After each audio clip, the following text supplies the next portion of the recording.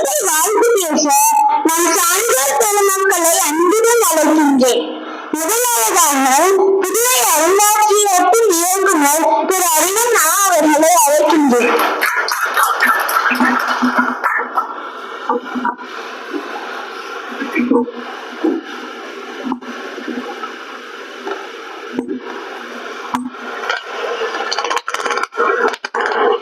காலை இளம்பருதி வீசும் கதிர்களிலே நீலக்கடலோர் நெருப்பிலே மோகனமாம் தோதி முறைதவரா வேக திரைகளினால் வேத பொருள் வாழி வளம் செந்தமிழ் புதுவை எனும் ஊரிலிருந்து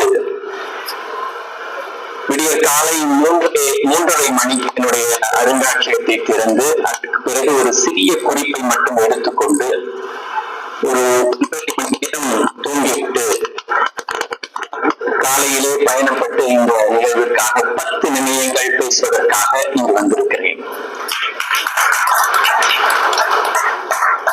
இந்த மேடையில் வீற்றிருக்கக்கூடிய இந்த தமிழ் மண்ணுக்கும் மக்களுக்கும் மொழிக்காகவும் நாங்கள் எல்லாம் உண்மையாக நம்பிக்கொண்டிருக்கும் எங்களுடைய வாழ்வுரிமைக்காக போராடி கொண்டிருக்கின்ற எங்கள் நம்பகத்திற்குரிய வேல்முருகன் ஐயா அவர்களையும்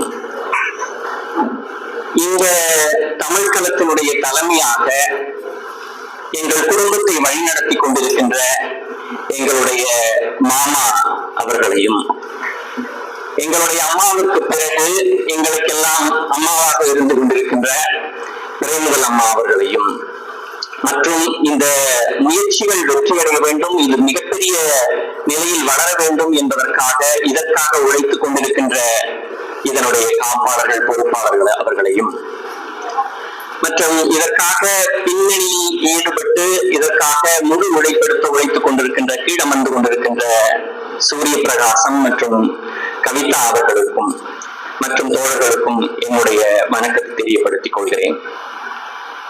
ஒரு 4-5 செய்திகள் அடிப்படையில் உங்களுக்கு இங்கிலாந்து தேசத்தை தெரியும், அதுபோல அதற்கு அருகாமையில் இருக்க பிரான்ஸ் தேசத்தையும் நீங்கள் கேள்விப்பட்டிருக்கலாம். நான் பல முறைகள் பிரான்சுக்கு சென்று வந்ததுண்டு. 15 ஆண்டுகளுக்கு முன்பாக 2010ஆம் ஆண்டு அந்த நாட்டினுடைய மர்சையில் துறைமுக நகரத்திற்கு நான் சென்றிருந்தேன். அந்த நகரம் பிரான்சில் 2 வகையான பிரெஞ்சு மொழி நடைமுறைகள் உண்டு.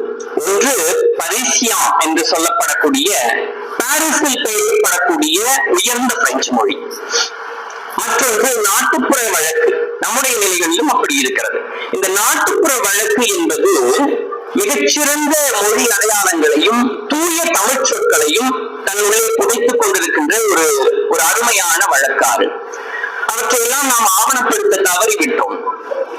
மிகப்பெரிய சொல்வளம் அதற்குள் அடங்கி கிடக்கிறது. அந்த மர்சை நகரம் ஒரு நாட்டுப்புற வழக்காக பேசக்கூடிய பிரெஞ்சு மொழியை பேசக்கூடிய ஒரு நகரமாக பேசப்படக்கூடிய ஒரு நகரம்.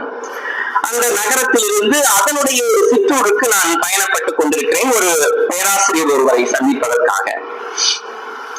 அங்கு எனக்கு என்னுடைய கைபேசியில் இணையம் துண்டு செய்யப்படுகிறது. சரியாக எனக்கு வழி தெரியவில்லை. ஒவ்வொரு பகுதியிலும் ஒவ்வொரு சாலையிலும் அங்கு அந்த பழமம் என்று சொல்லப்படக்கூடிய வரைபடங்கள் இருக்கும்.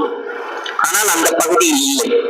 அது ஒரு மரபு சார்ந்த ஒரு சிற்றூராக இருப்பதால் அங்கு எந்த வகையான விளம்பர பலகைகளையும் அங்கு பொருத்தவில்லை. அப்பொழுது அங்கு ஒரு வயது முதிர்ந்த ஒருவர் நடந்து வருகிறார். 80க்கு மேல் இருக்கும். அவருக்கு பல் இல்லை, பற்கள் எந்த பற்களும் இல்லை. அவரிடம் நான் முகவரியை காட்டி நான் அவரிடம் பிரெஞ்சு மொழியில் கேட்கிறேன். 2-3 முறைகள் அவரிடம் விளக்கி கேட்டுவிட்டேன். அவருடைய பேச்சு வழக்கு எனக்கு புரியவில்லை. 2-3 முறை கேட்ட பிறகு நான் அவரிடம் அவருடைய பிரெஞ்சு எனக்கு புரியவில்லை, அவருடைய நாட்டுப்புற வழக்கு பிரெஞ்சு வழக்கு எனக்கு புரியாததனால் ஆங்கிலம் என்று கேட்கிறேன். நீங்கள் ஆங்கிலம் பேசுவீர்களா? ஆங்கிலத்தில் பேசினால் ஏதாவது புரிகிறதா என்று பார்ப்போமே என்று அவர் என்னை ஒரு முறைப்படுத்தி பார்த்தார். மறுபடியும் நான் அவரிடம் ஆங்கிலம் பேசுவீர்களா என்று மறுபடியும் கேட்கிறேன். அவர் ஒரு மாக்கிங் ஸ்மைல் என்று ஆங்கிலத்தில் சொல்வார்களே, ஒரு ஏளன சிரிப்பு, mon père est français என்று சொன்னார். mon père est français, my father French. என்னுடைய தந்தை ஒரு பிரெஞ்சுக்காரன் என்று சொன்னார். எனக்கு புரியவில்லை. நான் கேட்ட கேள்வி, நீங்கள் ஆங்கிலம் பேசுவீர்களா என்று கேட்கிறேன். என்னுடைய தந்தை ஒரு பிரெஞ்சுக்காரன் என்று சொல்லுகிறார். இரண்டாவது முறையும் நான் அப்பதான் சாரி சார், நீங்க சொல்லுவது மறுபடியும் சொல்லுங்க என்று சொல்கிறேன். என்னுடைய தந்தை ஒரு பிரெஞ்சுக்காரன் என்று சொல்லி நடந்து சென்று கொண்டே இருக்கிறார். நான் அருவருக்கப்பட்டு நிற்கிறேன். என்னுடைய பிழைப்புக்காக, என்னுடைய அறிவு தேடலுக்காக நான் இன்னொரு தேசத்தில் இன்னொரு மொழியை பேசும் பொழுது அந்த மொழிக்காரரிடம் இன்னொரு மொழி தெரியுமா என்று கேட்டால் என்னுடைய தந்தை ஒரு பிரெஞ்சுக்காரன் என்று சொல்வதில் அவருடைய மொழியினுடைய தன்மானம் இருக்கிறது.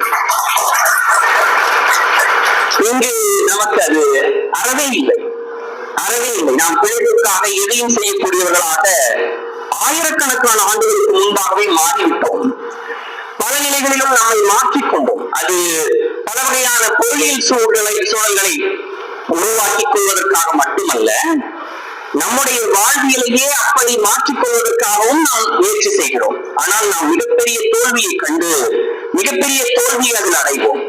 இங்கிருந்து அமெரிக்கா செல்லக்கூடியவர்கள், ஐரோப்பா செல்லக்கூடியவர்கள், ஆஸ்திரேலியா செல்லக்கூடியவர்கள், இந்த 3 கண்டங்கள் தான் பலமான கண்டங்களாக இருக்கின்றன. இந்த 3 கண்டங்களுக்கு செல்லக்கூடியவர்களுடைய 3வது தலைமுறை நம்முடைய நாட்டினுடைய அனைத்து நிலைகளை விரும்பினாலும் கூட, பண்பாட்டையும் மொழியையும் இந்த இயற்கை சூழலையும் விரும்பினாலும் கூட அவர்களால் திரும்பி வரவே முடியாது. இந்த மண்ணுக்குரியவர்கள் தான் இந்த மண்ணுக்குரியவர்களாக வாழ முடியும் என்ற நிலைப்பாட்டில் நாம் இந்த மொழியை பிடித்துக் கொண்டு செயல்பட வேண்டியிருக்கிறது. நான் அடுத்த செய்திக்கு வருகிறேன். ஒரு சிற்றூரினுடைய இளைஞன் வேளாண்மை படிக்க விரும்புகிறான். நாம் அடிப்படையாக சொல்லக்கூடிய விவசாயம் படிக்க விரும்புகிறான். நன்றாக படித்து வேளாண்மை கல்லூரியில் இடம் கிடைத்து அவன் வேளாண் கல்லூரியில் சேர்கிறான். முதல் ஆண்டு, 2ஆம் ஆண்டு, 3ஆம் ஆண்டு, 4ஆம் ஆண்டு என்ற இந்த 4 ஆண்டுகளில் அவனுக்கு ஒரு சொல், அடிக்கடி பேசப்படுகின்ற அந்த கல்லூரியுடைய வகுப்புகளில் பேசப்படக்கூடிய சொல் அவனுக்கு ஒரு கேள்வி கொடுத்து கொண்டே இருக்கிறது. அவன் 4ஆம் ஆண்டு வரும் பொழுது அந்த கேள்வியை கேட்கிறான். இதற்கு என்ன பொருள், இது எப்படி இருக்கும், எதை பற்றி சொல்லுகிறீர்கள் என்று. அது அந்த சொல் பாடிஸ்ட்ரா என்ற சொல். வைகோல் என்ற சொல்லுக்கு 4 ஆண்டுகளாக அவன் தோல் புரியாமலே 4 ஆண்டுகளில் படித்திருக்கிறான் என்ற செய்தியை ஒரு வேளாண் கல்லூரியினுடைய மாணவர் ஒருவர் சொல்லியிருந்தார். அதாவது பொருள் புரியாமலேயே ஒரு மொழியை படிப்பது என்பது, ஒரு நீதியரசர், சென்னை உயர்நீதிமன்றத்தில் நீதியரசராக இருந்தவர், லத்தீன் மொழி, பிரெஞ்சு மொழி, ஆங்கில மொழிகளில் எல்லாம் ஐரோப்பிய நாடுகளில் படித்தவர். அவர் என்னிடம் சொன்னார், நீதிமன்றத்தில் ஒரு சிரிப்பு நடக்கும் அப்பா. நீதியரசருக்கு புரியாத நிலையில் உயர்ந்த ஆங்கிலத்தில் வழக்கறிஞர் பல வகையான செய்திகளையும் திரட்டி கொண்டு வந்து பேசுவார். இடையில் லத்தீன சொற்களை எல்லாம் போட்டு பேசுவார். எதிர்த்தரப்பு வழக்கறிஞருக்கும் அது புரியாது. அவர் பல வகையான சொற்களை போட்டு பேசுவார். இந்த 3 பேருக்கும் புரியாத நிலை போலவே குற்றம் சுமத்தப்பட்டவனுக்கும் குற்றம் சுமத்தி இருக்கின்றவனுக்கும் புரியாத நிலையில் ஒட்டுமொத்த நீதிமன்றமே புரியாமல் தான் உட்கார்ந்திருக்கும். அந்த நிலையில் தான் நான் உயர்நீதிமன்ற நடுவர் செய்திகளை எல்லாம் வழங்க வேண்டியிருக்கும் என்று சொன்னார். அப்படித்தான் நம்முடைய நாட்டினுடைய நிலையும் இருக்கிறது. ஒரு சிக்ஸ்த் சென்ஸ் என்று ஒரு ஆங்கில நூலில் ஒரு வரி, pioneer in the conquest of misery என்று. Pioneer in the conquest of misery. Pioneer என்பது முன்னோடியை குறித்த ஒரு சொல், கான்க்வெஸ்ட் என்பது வெற்றியை குறித்த ஒரு சொல், மிசரி என்பது கடுமையான துயரம் இருக்கிறது அதை குறித்த ஒரு சொல், எக்ஸ்ட்ராடினரி சாரோனஸ். இந்த 3 பெரிய சொற்களையும் அடுக்கிவிட்ட போதிலும் பல பேருக்கு அதை மொழிபெயர்க்க திறன் இல்லாதவர்களாகத்தான் தமிழக சூழல் இருக்கிறது. அப்போ என்ன, ஆங்கில அறிவு பெற்றுவிட்டோம் என்ற நிலையில் இருந்தாலும் கூட பல வகையான தமிழ் மொழியினுடைய கட்டமைப்பு, இலக்கண அமைப்பு, அதை மொழிபெயர்க்கும் திறன் என்பதையெல்லாம் நம்முடைய தாய்மொழியில் இருந்து மட்டுமே பெற முடியும். இது ஒரு செய்தி. மொழி என்பது நம்முடைய மொழியில் நாட்டை குறித்த ஒரு சொல்லாக இருப்பதை போலவே ஐரோப்பிய மொழிகளிலும் லாங் என்ற ஒரு லத்தீன சொல் இருக்கிறது. அது நாட்டை குறித்தது. அதிலிருந்து அந்த சொல்லிலிருந்து தான் லாங் என்ற சொல்லெல்லாம், லாங்குவேஜ் என்ற சொல்லெல்லாம் வருகிறது. அது மொழியை குறித்தது. இந்த மொழி குறித்து, நம்முடைய தாய்மொழியை குறித்து, தமிழை குறித்து பல்லாயிரக்கணக்கான செய்திகள் நம்முடைய இலக்கியங்களில், கழக இலக்கியங்களில் பதிவாயிருக்கின்றன.